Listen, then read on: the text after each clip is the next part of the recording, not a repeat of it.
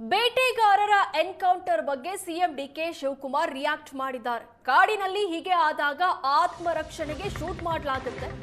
Magistrate ಮಟ್ಟದಲ್ಲಿ ನ್ಯಾಯಾಂಗ ತನಿಖೆಗೆ ಹೇಳಿದ್ದೇನೆ. ಬೇಟೆಗಾರರಿಂದ ಬಂದೂಕು ಹಾಗೂ 2 ಚೀಲ ಮಾಂಸ ಸೀಸ್ ಆಗಿದೆ. ಪುಟ್ಟರಂಗ ಶೆಟ್ಟಿ ಹನೂರು ಶಾಸಕ ಕೂಡ ಪರಿಹಾರಕ್ಕೆ ಒತ್ತಾಯಿಸಿದ್ದಾರೆ. ಪರಿಹಾರದ ಬಗ್ಗೆ ವರದಿ ಕೊಡಲು ಹೇಳಿದ್ದೇನೆ, ಖಂಡಿತ ಕೊಡ್ತೇವೆ ಅಂತ ಸಿಎಂ ಡಿಕೆ ಶಿವಕುಮಾರ್ ತಿಳಿಸಿದ್ದಾರೆ.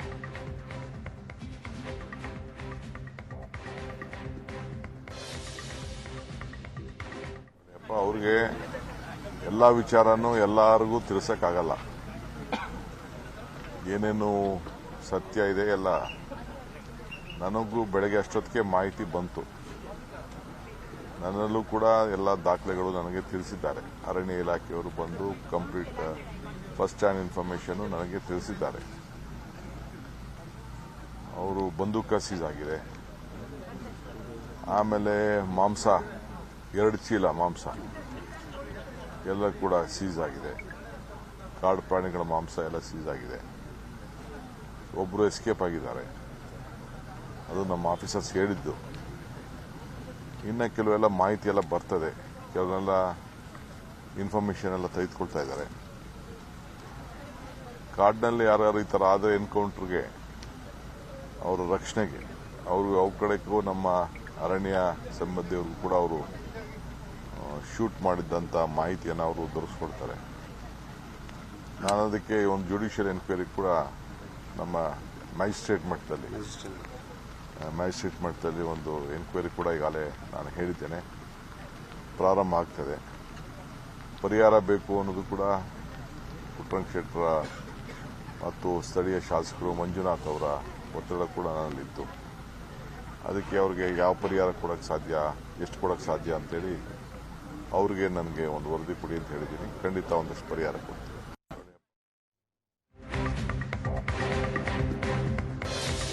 ಇನ್ನು ಬೇಟೆಗಾರರ ಎನ್ಕೌಂಟರ್ ಸಂಬಂಧ ಸರ್ಕಾರದ ವಿರುದ್ಧ ಬಿಜೆಪಿ ಕಿಡಿಕಾರಿದೆ. ಬಂದೂಕು ಹಿಡಿದು ಬೇಟೆಗೆ ಹೋದಾಕ್ಷಣ ಎನ್ಕೌಂಟರ್ ಮಾಡಂಗಿಲ್ಲ ಅಂತ ಶಿವಮೊಗ್ಗದಲ್ಲಿ ಬಿಜೆಪಿ ರಾಜ್ಯಾಧ್ಯಕ್ಷ ಬಿವೈ ವಿಜಯೇಂದ್ರ ಆಕ್ರೋಶ ವ್ಯಕ್ತಪಡಿಸಿದ್ದಾರೆ. ಅತ್ಯಂತ ಬೇಜವಾಬ್ದಾರಿಯಿಂದ ಅರಣ್ಯ ಇಲಾಖೆ ನಡ್ಕೊಂಡಿದೆ ಅಂತ ಬೆಂಗಳೂರಲ್ಲಿ ಮಾಜಿ ಸಿಎಂ ಬಸವರಾಜ ಬೊಮ್ಮಾಯಿ ಆಕ್ರೋಶ ವ್ಯಕ್ತಪಡಿಸಿದ್ದಾರೆ. ಅಧಿಕಾರಿಗಳೇ ತನಿಖೆ ಮಾಡಿದ್ರೆ ಹಳ್ಳ ಹಿಡಿಯುತ್ತೆ ಅಂತ ಆರ್ ಅಶೋಕ್ ಕಿಡಿಕಾರಿದ್ದಾರೆ. ನಿನ್ನೆ ಬೆಳಗಿನ ಜಾವ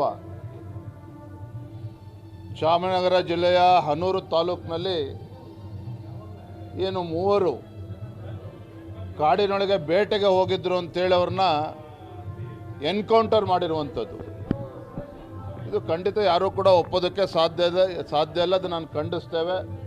ರಾಜ್ಯ ಸರ್ಕಾರ ಸರಿಯಾದ ರೀತಿ ತನಿಖೆನೂ ಕೂಡ ಮಾಡಬೇಕಾಗ್ತದೆ.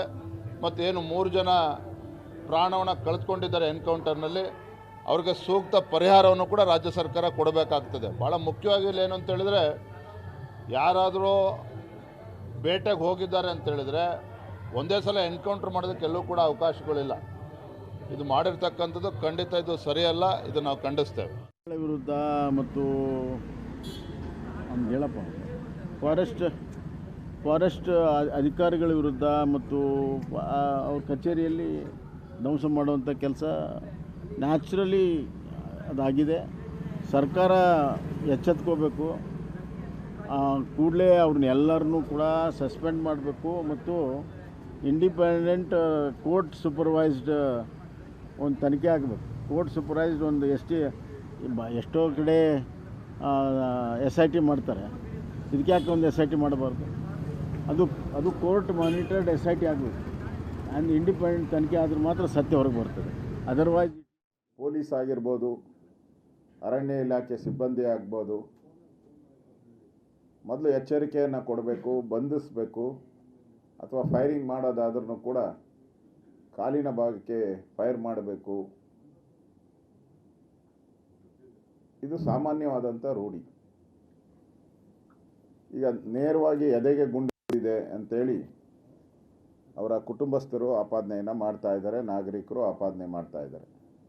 ಇಲ್ಲಿ ಆ ಪೊಲೀಸರು ಮಹಾಜರ್ ಮಾಡೋಕ್ಕೆ ಮುಂಚೆನೇ ಆ ಎಲ್ಲ ಬಾಡಿಗಳನ್ನು, ಆ ಹೆಣಗಳನ್ನು ತೆಗೆದುಕೊಂಡು ಮೈಸೂರಿಗೆ ಬಂದಿದ್ದಾರೆ. ಅಂದರೆ ಇಲ್ಲೂ ಕೂಡ ಒಂದು ಅನುಮಾನದ ಪ್ರಶ್ನೆ ಸಾರ್ವಜನಿಕರಲ್ಲಿ ಮೂಡ್ತಾ ಇದೆ. ಸರೆಂಡರ್ ಆಗಿ ಸ್ಟೇಟ್ಮೆಂಟ್ ಕೊಡಬೇಕಾಯಿತು, ನಾನು ಯಾಕೆ ಮಾಡಿದೆ, ಯಾವ ಕಾನೂನು ಅಡಿಯಲ್ಲಿ ಮಾಡಿದೆ ಅಂತ ಅವರು ಪೊಲೀಸ್ ಇಲಾಖೆ ಮುಂದೆ ಸ್ಟೇಟ್ಮೆಂಟ್ ಕೊಡಬೇಕಾಯಿತು. ಅದು ಕೊಟ್ಟಿಲ್ಲ ಅವರು. ಸತ್ಯಾಸತ್ಯತೆ ಹೊರಗಡೆ ಬರಬೇಕು. ಸತ್ಯಾಸತ್ಯತೆ ಹೊರಗಡೆ ಬರಬೇಕು ಅಂದರೆ ಇದು ನ್ಯಾಯಾಂಗ ತನಿಖೆ ಆಗಬೇಕು. ಈಗ ಮುಖ್ಯಮಂತ್ರಿ ಆಪಾದನೆ ಬರುತ್ತೆ ಅಂತೇಳಿ AC ನೇತೃತ್ವದಲ್ಲಿ, ಅಸಿಸ್ಟೆಂಟ್ ಕಮಿಷನರ್ ನೇತೃತ್ವದಲ್ಲಿ ಒಂದು ತನಿಖಾ ಸಂಸ್ಥೆಯನ್ನು ಮಾಡಿದ್ದಾರೆ. ಅಧಿಕಾರಿಗಳ ಮೇಲೆ ಅಧಿಕಾರಿಗಳೇ ತನಿಖೆ ಮಾಡಿದ್ರೆ ಹಳ್ಳ ಹಿಡಿಯೋದು ಗ್ಯಾರಂಟಿ. ಇದುವರೆಗೂ ಮಾಡಿರೋ ಒಂದು 100 ತನಿಖೆ 100 ಅವ್ರ ಪರವಾಗೇ ಬಂದಿದ್ದು, ಒಂದು ವಿರುದ್ಧವಾಗಂತೂ ಬರೋಕ್ಕೆ ಸಾಧ್ಯನೇ ಇಲ್ಲ. ಪೊಲೀಸ್ ಆಗಿರ್ಬೋದು.